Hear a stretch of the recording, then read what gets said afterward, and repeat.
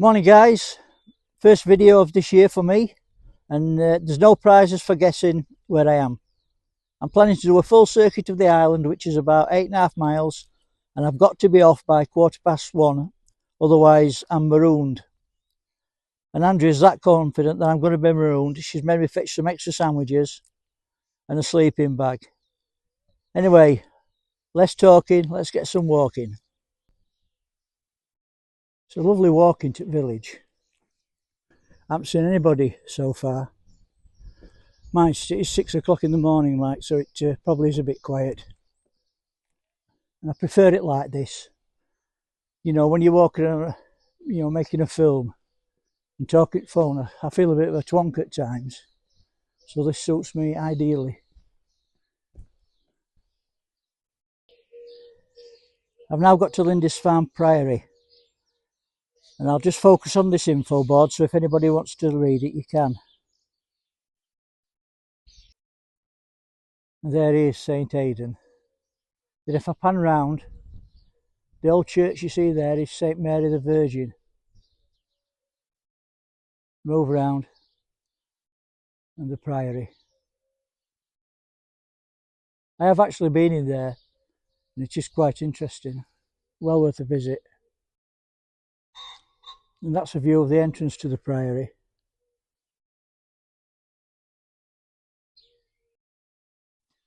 I'm just stood at corner at graveyard now.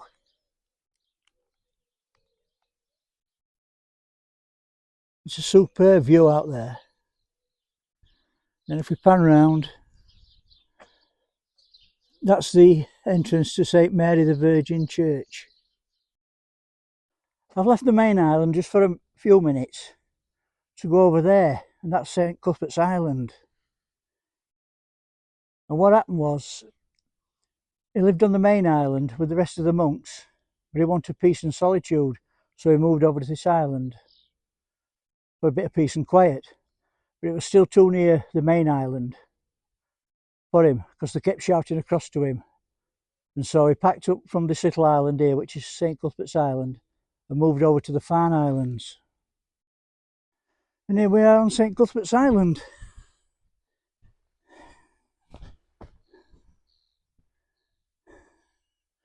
If I pan round there, see the main Lindisfarne Island there. And here I am, top of St. Cuthbert's Island.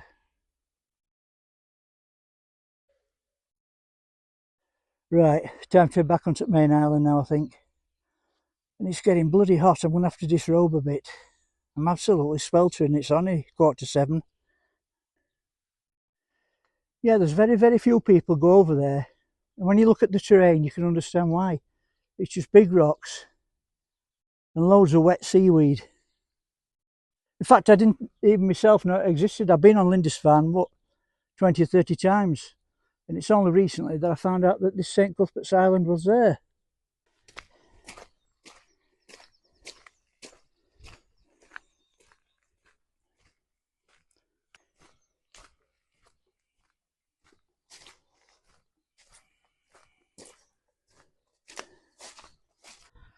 Right, I've shed a couple of layers. I feel a bit better now, although it's still really hot. And there's the Priory and St. Mary's Church, just there.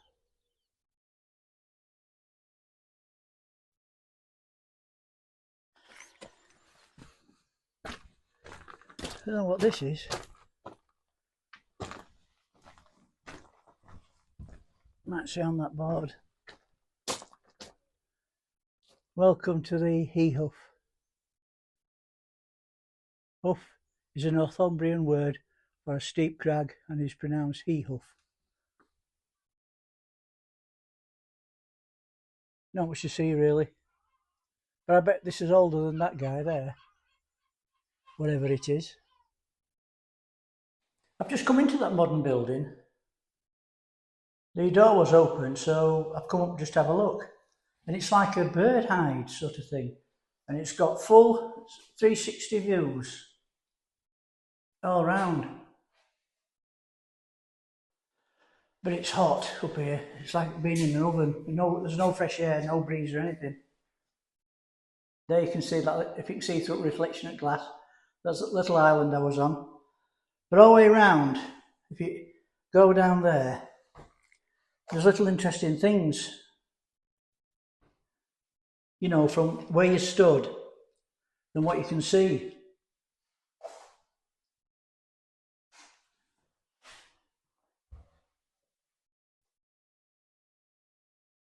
Yeah, it's good that. There's the priory and the church we saw earlier on. And then over there, the sun's really strong. Look into my eyes. In the middle of the shot, you can see Lindisfarne Castle. And if I pan round a bit further here, in the middle of that shot there, you can see Bamburgh Castle. I'm going to have to get out of here because I'm absolutely cooking. Yeah, as I come down stairs in this little hide, there's things on the wall that tell you the history of Lindisfarne, which I think is really good. But I'm glad to get out of that guy, like being in an oven. Right, I'm on the path around the exterior of the island now, so let's get going.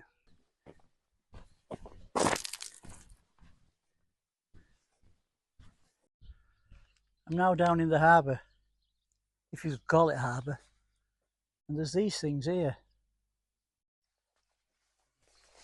Well, the sheds, but they're actually the upturned hulls of boats.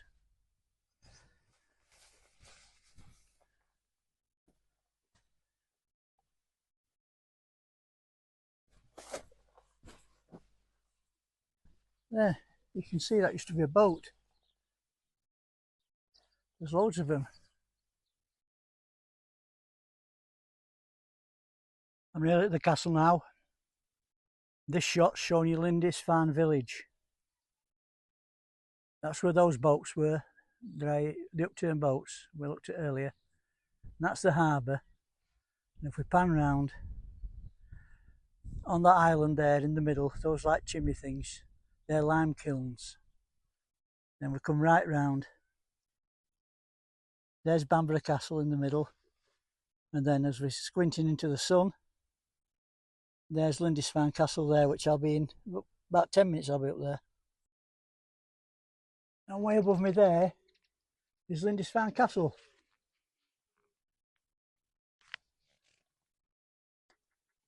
It was built in the 16th century, but only saw action once. And there's the front of Lindisfarne Castle.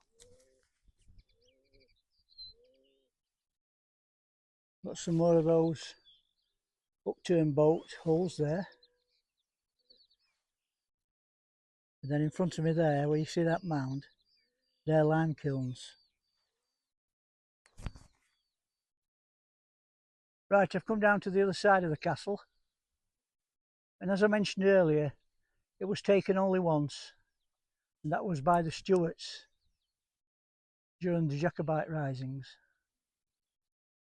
Quite an imposing place actually on top of this hill.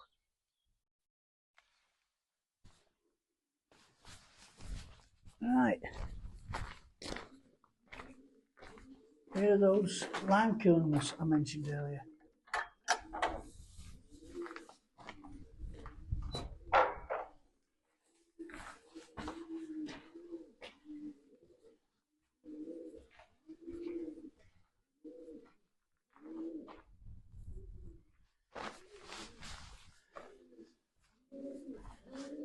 Can you hear the pigeons?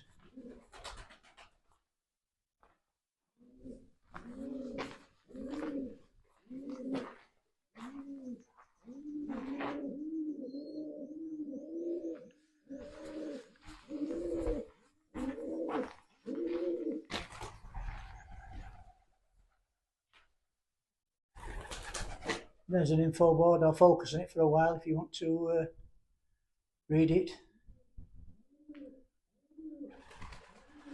Right. That's enough of these, I think. Right. I'm now on the exterior path that runs around the island. In this final shot of civilization, as you call it, there's a lime kilns to the left, the castle in the middle, and just to the left of that white building there, that's Lindisfarne Priory. I'm on the beach, if you can call this a beach here. It's full of pebbles. Somebody's built a big cairn there.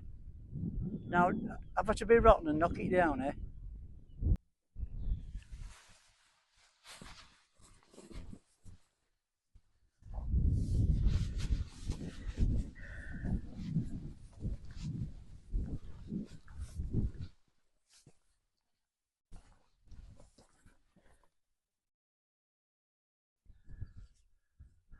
That's impressive.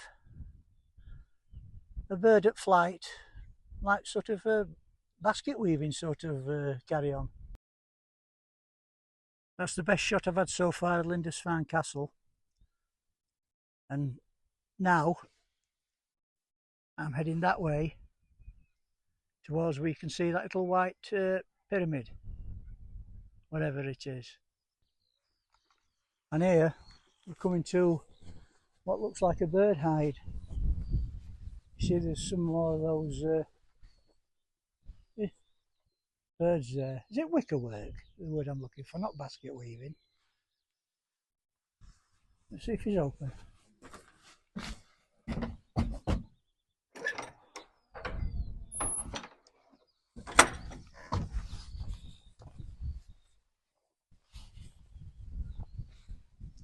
Yes, it was open. There's a couple in there doing things, so I think we'll leave that alone for a while.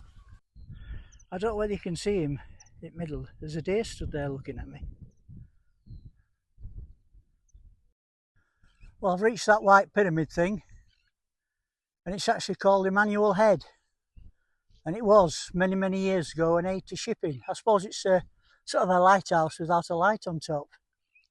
Right, I'm dropping down onto the beach now, and I should be staying on the beach for the rest at walk. I'm down at the beach now, and it's absolutely stunning. It's a glorious day. I've not seen anybody for the last hour or so. That's where I've come from over there. You can just, in the middle of the shot, see the tip of that Emmanuel Head, that white thing.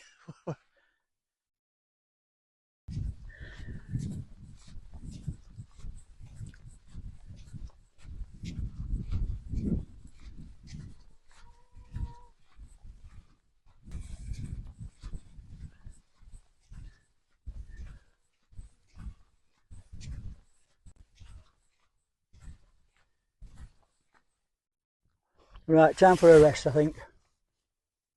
I'm about halfway around,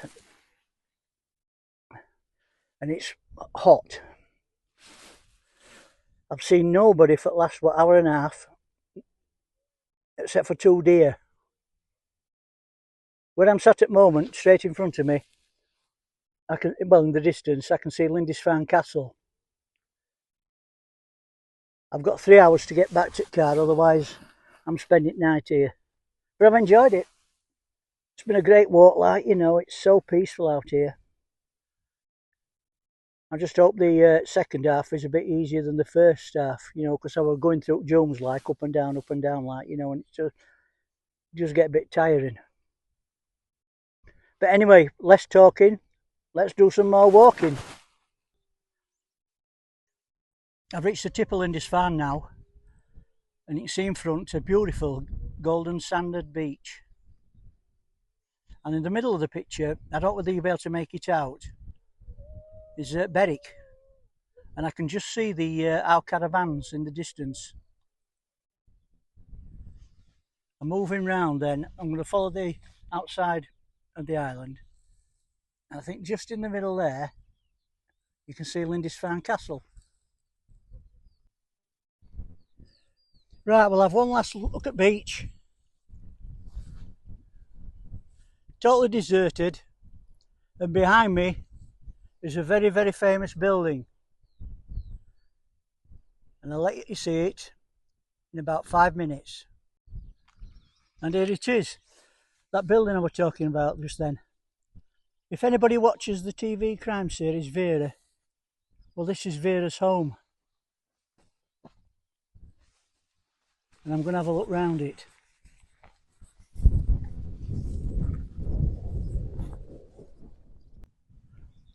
Right, I'm now stood in the front garden of Vera's cottage. I've been on quite a few of the filming locations they've done for that series, because a lot of them are filmed in and around Berwick. Right, I'll try and get out of this gate. I tried to get in the other gate and it's locked.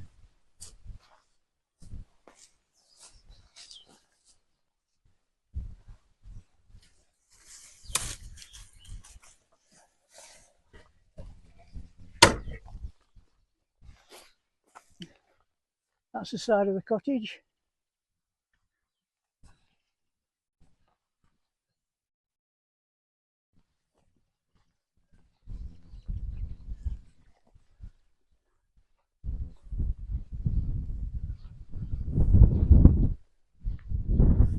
Could do with some of them gas bottles for our caravan. And that's the back. And she used to park a Land Rover just about where I'm stood here. Just a last look at the cottage before I go back. I've got a decision to make going back, either to go along the road, which is a bit boring like, or go back over at dunes. I've got about an hour before the cut-off time is for the tide, so I think I'm going to go use the road. And there I am back at the start, where it all began 5 hours ago. Right, we'll finish video off. We'll walk up the main street.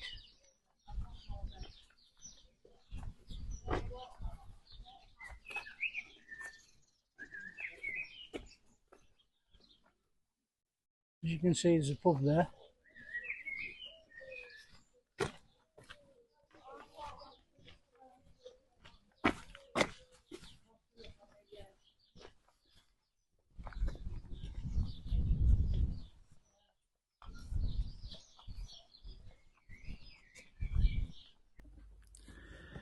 Right, that's another one finished.